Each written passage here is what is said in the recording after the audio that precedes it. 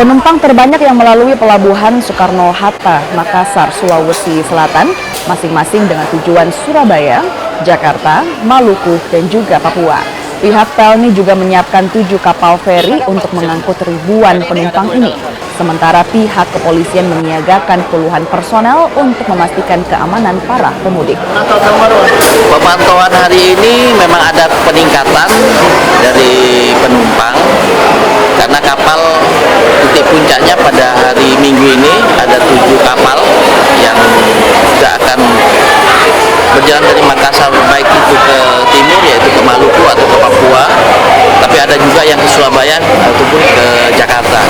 Untuk peningkatan penumpang diperkirakan untuk hari ini titik puncaknya sekitar 30% dari biasanya, sehingga kita lihat sendiri kepadatan penumpang baik